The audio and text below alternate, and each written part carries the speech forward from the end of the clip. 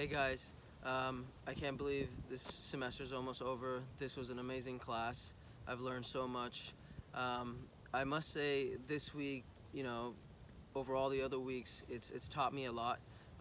My problem that I started with was procrastination, and throughout all the different obstacles and articles and things we've learned, um, I now see that procrastination is just something you can actually control. So if you keep thinking about it instead of just doing it and allowing your mind to chatter, is what I'm understanding turns right into procrastination, because your mind just wants to run to 50 different places when you only need to focus on one. And before, I just thought this is something you're either born with or you have until you go to the grave.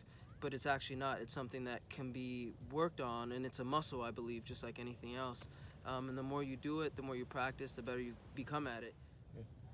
Reflecting back on the habits of mind to help us solve this problem, what I came across was creating, imagining, and innovating. And I feel like these are gonna be the avenues to help, people solve world problems, and then especially something like procrastination. Because like Sarah Brownell, when she invented the toilet, for the people in Africa that did not have a way to move human feces to another location where it's, there's not bacteria everywhere. This was, unthought of until she imagined it, created it, and then innovated the system that worked into their ecosystem. They don't have running water, so they can't use toilets like we do. So she innovated and came up with a smart way that they could do it.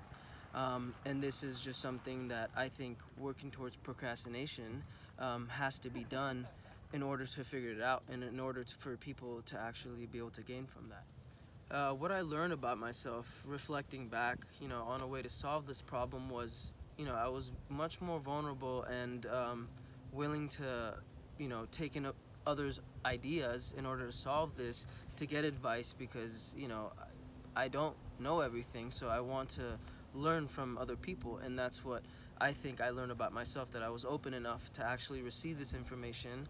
And also on top of that, I was being creative and imagining things that were different. That wasn't something that I would usually do if I was working. So my strategic solution that I came up with, that I think is going to benefit me the most, will be to get rid of fear. So all fear, I believe, is what's causing me to procrastinate.